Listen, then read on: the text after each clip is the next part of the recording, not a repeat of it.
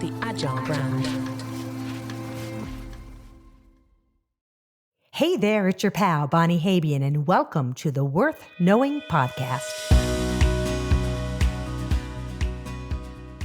If you like a real-life story that features grit, grace, and a whole lot of gumption, then you're in the right place. Get ready to hear from some courageous women who talk about how pivotal, teachable, aha moments have reshaped their confidence and delivered opportunities they never imagined. It didn't happen by chance, of course. They figured out new, sometimes uncomfortable ways to put themselves out there in a way that shouts, they get it. You'll hear intimate stories with actionable takeaways and some very secret sauce. Because everyone has an important story worth knowing. And you know what? The world needs it, and you deserve it. I'm absolutely thrilled you've decided to join me on this wild ride. Now, buckle up because you're about to embark on a journey that's not just about stories. It's about transformation, empowerment, and discovering the incredible worth that resides within each and every one of you. But it doesn't stop there. You must share it with others. Now, before we dive into the heart of what this podcast is all about, I want to take a moment and reflect on one of your absolute worst professional or personal moments. You know the ones I'm talking about, that gut wrenching, palm sweating, heart racing disaster that made you want to crawl under a rock and never come out. Now, maybe it was a job you lost, a relationship that fell apart, or a moment when you felt utterly defeated for one reason or another. Got it? Good. Now, how did that moment make you feel? Sort of like the world was crashing around you, right? Like you'd never recover. Now, here's the $1,000,000 question. When you hit that rock bottom, did you turn right or left? In this case, right for resilience or left for lying down and giving up. If you're listening to this podcast, I'm betting you chose right. Or at least you're ready to make that choice now because that's what's worth knowing is all about. Embracing the changes, the challenges, learning from them, and putting yourself out there. Not because you're looking to become known. No, it's not that at all. It's because you are absolutely 100% worth knowing. Now, this podcast is about changing your mindset and getting you to put yourself out there a little bit. So let me be clear. It's not about telling you that you need to become known in the sense of becoming known, like an influencer or a TikToker. It's about resilience, determination, grit and gumption, and the courage to put yourself out there. And it's about sharing your knowledge and skills, understanding your value and what you bring to the world. So let me put this into perspective with a story, one that's really fascinating to me. Have you ever heard of this woman named Vivian Mayer? She was this street photographer whose amazing talent was unknown until a historian, this local historian, just came upon her never printed negatives purely by chance. Vivian was born in New York City around 1926, and she spent most of her life in Europe and would come back and forth, when she was growing up. Eventually, from France, she was there for a while and came back and actually planted her roots in Chicago, where she worked as a nanny most of her life. But in between, when she was working as a nanny, and she was a really, really private person, in her free time, she'd roam the streets of Chicago and New York and, city and some big cities with a camera, taking photos of mostly poor people in buildings. And over the decades, get this, she took more than 100,000 photos. But this is really odd. She never really showed them to anyone. Not even the children that she babysat for really knew much about her talents. But that all changed in 2007 when this local historian, his name was John Maloof, he stumbled upon a box of her negatives, Vivian Mayer's negatives, purely by chance at an auction for storage lockers. Back then, you could rent a storage locker, and from my research, it looks like she may have just not kept up with the payments, so her stuff was just out there. And he comes in, pays $400 for this storage locker and these thousands and thousands of negatives, and he goes home because he's writing a book in Chicago's Portage Park and says, okay, maybe this locker has some good photos in it. And he goes home and puts them aside for a while because they're negatives. And then he goes back about 2 years later and opens up the negatives and starts to look through them. And oh my goodness, he finds the most amazing photos taken by a purely unknown person. So he takes the photos and he puts them up on Flickr, and everyone goes nuts. They just say, who is this person? Where did you get these photos from? They're the most beautiful photos I've ever seen. So he says, I got to find out who this person is. Who is this person that created these most amazing photos? And she must be like a journalist or maybe a photographer or someone really, really special. And so he decides to Google her. Now, back then, remember, like when you'd had the negatives, they'd be in those little envelopes and you could just maybe have someone's name on it. So that's where he got her name from, on the little envelope. So he Googles her and says, okay, let me see. Is she a journalist, a photographer? And up pops her name in her obituary. She was neither. She was actually dead. So after that, oh my gosh, her work gained significant notoriety. In fact, John Maloof, did so much with her marketing the photos, and experts would say she had this crazy, magnificent eye and a real sense of tragedy. She was just really, really talented, but she was really self-taught. No one taught her how to do this. She didn't go to school for it. And today her exhibitions of photographs are really across the globe. And they even made a documentary about her. It's called Finding Vivian Mayer, and it was an Oscar-nominated documentary. Very, very interesting stuff. So who was she, right? So that's really the everyone's kind of concept in all of this. Who was she? Why did she not make herself known? What was it that she, had this incredible value and talent, but didn't feel like the world deserved or needed to know about it?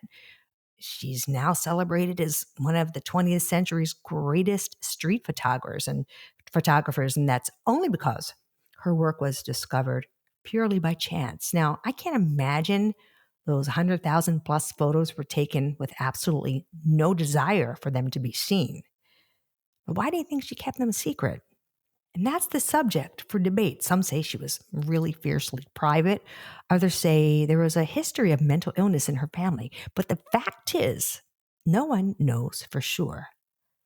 But pivot with me for a second. Imagine Vivian Mayer's life if she considered herself and her work worth knowing. Maybe the reason she kept her photos hidden is as simple as she didn't understand her own value. And many people don't, right?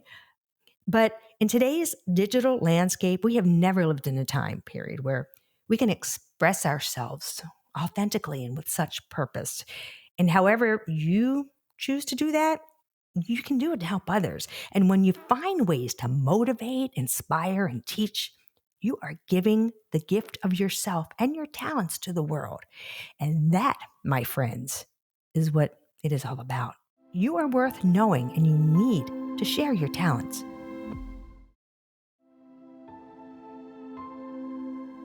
Now, here's a personal story for you. And I think it really talks to the crux of what we're exploring here in the podcast, because it's a bit of a mindset shift I think we all need to have. I was applying to do something that was on my bucket list, and it was to do a TEDx talk. It was really the holy grail for me. It was something I really had my heart set on. So, I ended up getting this TED talk, and it was just such an amazing feeling after kind of going through the process of trying to land one. And I do hours and hours and hours of work it takes to get to a certain point, and the organizer tells me, gosh, I don't know, 3 weeks before the show, that I am going to be the last speaker. I'm number 10. And of course, I go right to the, why am I last? Am I the worst? So I share this with my husband, and he says, well, remember, you said all you wanted to do was to get a talk, and you did. So, stop, beggars can't be choosers type of thing, right? Who cares? But I couldn't stop thinking about it.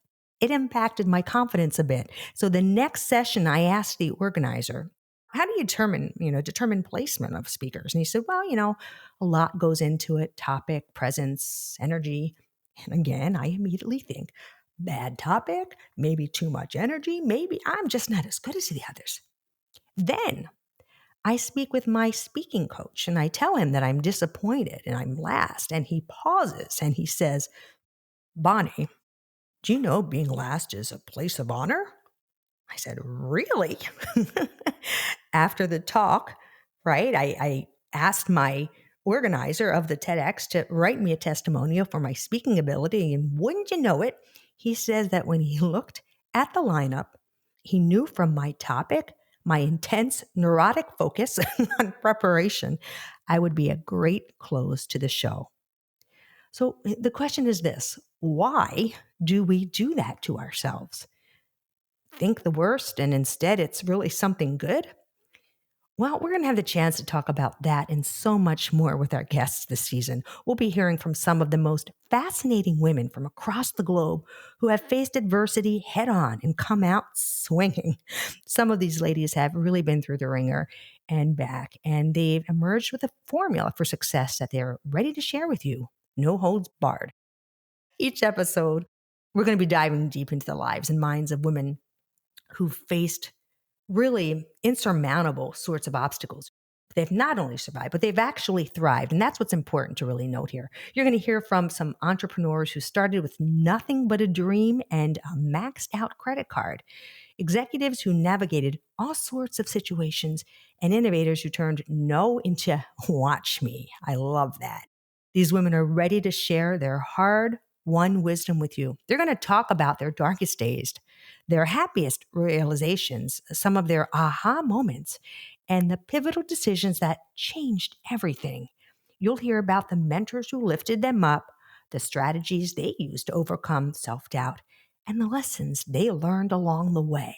Now, remember, this isn't just about listening to inspiring stories, although trust me, these stories will light a fire under you like nothing else.